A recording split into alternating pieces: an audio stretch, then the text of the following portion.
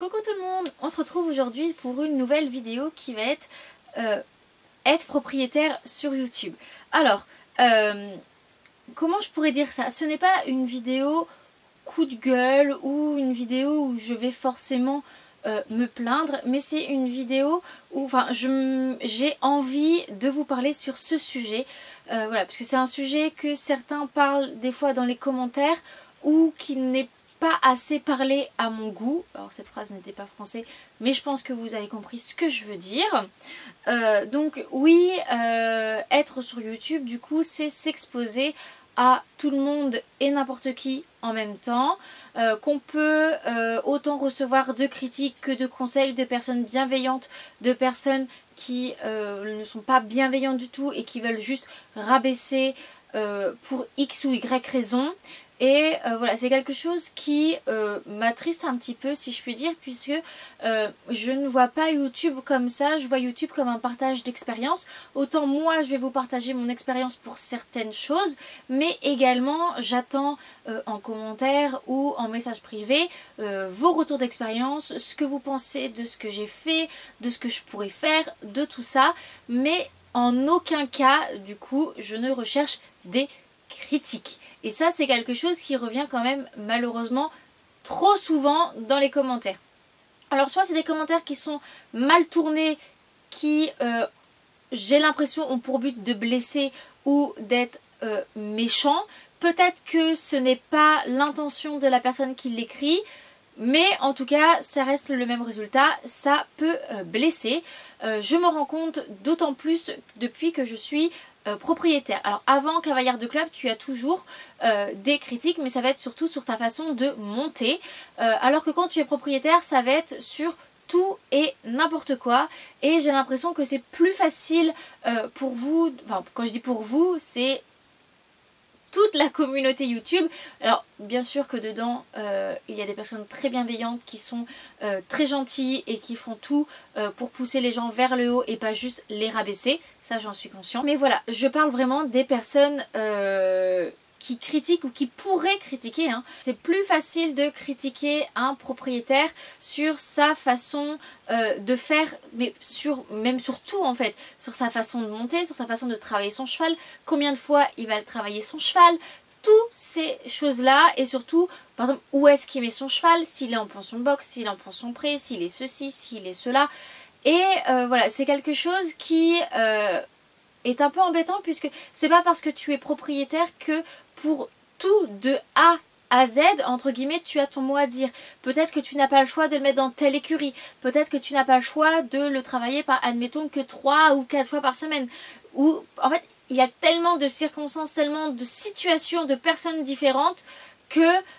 voilà, par exemple, moi je sais que l'idéal pour un cheval, c'est qu'il soit en pension champ, qu'il soit sorti régulièrement, qu'il soit du coup travaillé toujours dans le bon sens, qu'il ne saute pas trop, qu'il fasse pas trop de concours, qu'il fasse tout ça, qu'il reçoit les meilleurs soins, mais c'est pas parce que ça je sais que c'est l'idéal que je peux forcément offrir tout de A à Z à ma jument, et ça j'en suis déjà moi-même entre guillemets attristée, donc c'est pas la peine de renchérir du coup dans les commentaires. Après bien sûr rien ne vous empêche de par exemple poser une question ou de dire ce que vous en pensez, mais vraiment faites attention à la façon dont ça peut être tourné, ou si la personne en a déjà parlé dans d'autres vidéos ou ce genre de choses là, puisque chaque personne du coup est différent et fait avec ses moyens, avec son temps, avec ce qu'il peut, hein. Il y en a qui n'ont pas beaucoup de centres équestres dans la région là où est-ce qu'ils habitent, et s'ils n'ont pas envie de faire 1 heure de route, voilà, il y a plein de situations différentes.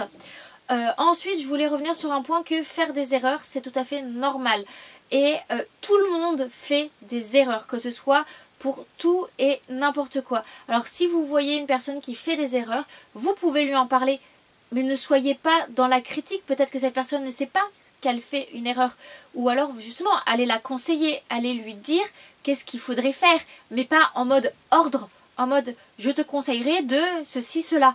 Ça change tout, et après oui bien sûr que du coup ça peut aider grandement les personnes qui font des erreurs. Après je voulais revenir que sur YouTube, alors oui on s'expose, mais on n'expose pas toute notre vie, parce qu'il y a des choses qui doivent rester secrètes, hein, enfin voilà, il y a des choses qu'on ne dit pas, on ne dit pas tout.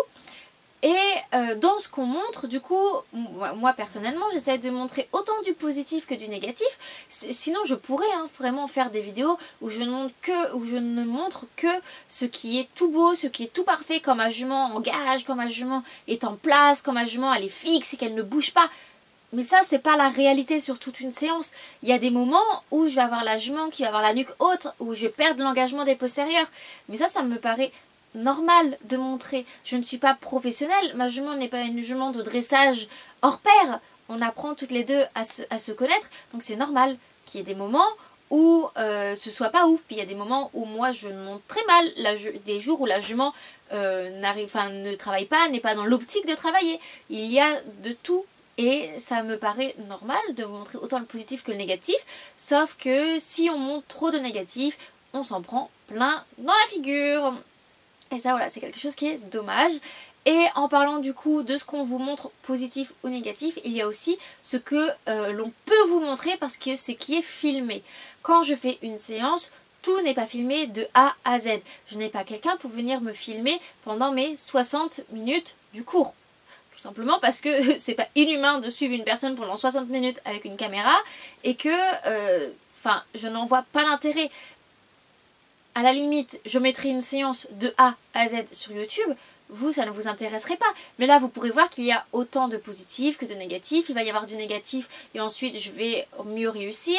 Et aussi dans les passages qui sont filmés, parce que du coup, les personnes qui me filment, voilà, comme je l'ai dit, ne filment pas toute la séance. Ils vont par exemple manquer le meilleur moment, le moment où la jument me fait une très belle extension, ou ce genre de choses-là. Mais c'est pas grave, en fait. Je montre ce que j'ai dans ce qui a été filmé par mes caméras. Donc il y a autant un peu de positif, un peu de négatif. Des fois il y a plus de négatif qui a été filmé que de positif, alors que j'ai eu de très bonnes choses dans ma séance. Mais voilà, c'est le jeu en fait. Voilà, je ne suis pas H24 avec ma caméra pour tout filmer et pour vous montrer du coup de A à Z tout. Par exemple la journée dans ma peau, si elle dure 20 minutes, je trouve déjà beaucoup, mais 20 minutes en une journée, c'est rien. Ce n'est vraiment pas grand chose. Mais après on va pas non plus vous faire des vidéos de 8-10 heures, hein. Je suis pas sûre que vous le regardez toutes.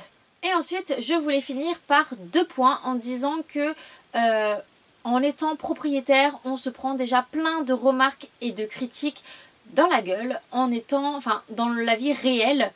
Alors pourquoi en prendre encore plus dans la vie sur YouTube en quelque sorte.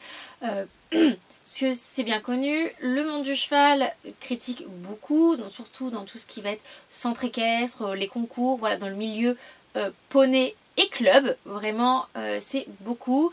Et on se prend assez de remarques, ou même des fois pas besoin de remarques, hein, des regards ou des phrases peuvent suffire pour qu'on te critique ou qu'on te juge pour certains trucs. Et voilà, je voulais revenir aussi sur tout ce qui est critiqué quand tu es propriétaire. Parce que ça peut être rien que ta façon de monter. Tu peux par exemple exceller en CSO mais être nul en dressage, on va te critiquer là-dessus. Alors que tu fais l'effort de progresser en dressage, tu fais l'effort de prendre des cours, d'essayer de t'améliorer.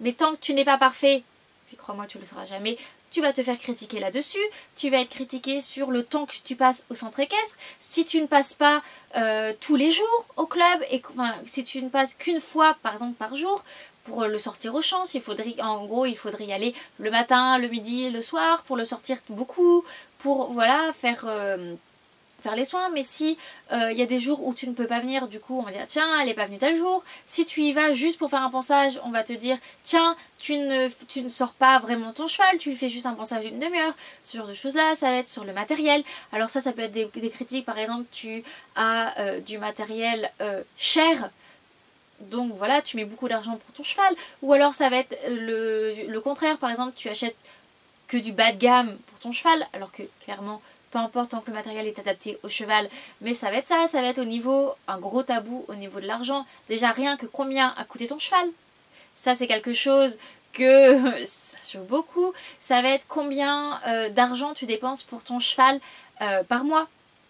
Ça va être ça, ça va être au niveau des soins, quels soins tu fais pour ton cheval, si tu le surprotèges pas, si tu le surprotèges trop justement. Il y a toujours des gens qui vont te dire ah bah t'as pas mis de guette par exemple pour faire une longe, ou oh là là mon dieu tu mets des cloches pour emmener ton cheval au paddock. Ça va être plein de petits trucs comme ça qui... on n'a pas l'impression, mais un propriétaire, puis même moi quand j'étais pas propriétaire je ne me rendais pas compte à quel point quoi que tu fasses, on va te dire quelque chose. Et c'est réellement usant, fatigant. Déjà qu'on essaye, je pense, quasiment tous, en tant que propriétaire, de faire le mieux pour son cheval. Sauf qu'on ne peut pas y passer toutes nos journées et y passer tous nos salaires dans les chevaux. Après, voilà. On fait ce qu'on peut. Il y en a qui font plus que d'autres. Voilà, il y a des périodes aussi où tu peux moins aller voir ton cheval, des semaines où par exemple tu vas être fatigué mentalement et du coup tu veux relâcher, donc tu vas un petit peu moins au cheval, ce genre de choses, mais ça pour moi c'est totalement normal. On ne peut pas non plus vivre H24 pour nos chevaux. Bien sûr, à partir du moment où on est propriétaire, c'est notre responsabilité et on doit faire passer les chevaux avant beaucoup de choses, mais enfin voilà, on ne doit pas vivre H24 pour son cheval non plus.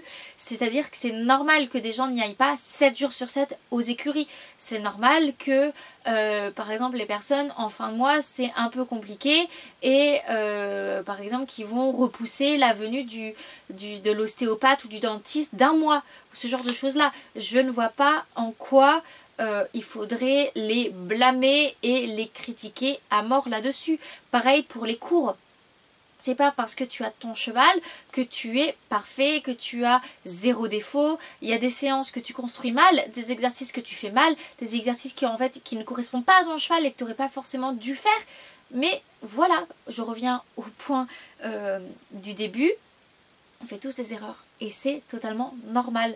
Donc voilà, c'est une vidéo où j'aimerais que tout le monde, mes propriétaires et non propriétaires, hein, parce qu'il y a également des propriétaires qui jugent d'autres propriétaires parce qu'ils estiment que eux font plus d'efforts, font mieux pour leurs chevaux, que ça ne sert à rien de critiquer, déjà d'un point, et de deux, en étant propriétaire, on a déjà tellement de responsabilité et de conscience en essayant de faire le maximum pour son cheval qu'en fait ça nous aide pas à dire tiens il faudrait que ton cheval il sorte plus, tiens il faudrait que tu viennes 7 jours sur 7. Des fois ce n'est pas possible et du coup ça fait culpabiliser les propriétaires qui eux font ce qui pensent être le mieux et ce que eux peuvent faire de mieux pour leur cheval. Et voilà. Voilà pourquoi je voulais faire cette vidéo. Je ne sais absolument pas comment le message va être reçu. J'espère bien hein, parce que ce n'est pas pour vous critiquer justement, vous dire d'arrêter de me critiquer en vous critiquant. Vraiment pas. Puisque en soi, je ne reçois pas forcément de messages vraiment négatifs. Mais certaines ondes et certains messages, il suffit juste d'un message. Voilà, pour que ce soit pesant et que la personne culpabilise pour son cheval. Donc voilà, si vous pouvez essayer d'être le plus bienveillant possible avec tout le monde, ça serait le mieux. Vraiment, voilà. Je sais pas comment terminer cette vidéo, je sais qu'elle aura été un peu brouillon, mais voilà, c'est des choses qui sortent du coup du cœur. Et voilà, j'espère que vous allez bien le prendre, n'hésitez pas à me dire en commentaire ce que vous en pensez. Et du coup, on se retrouve une prochaine fois pour une prochaine vidéo. Bye bye!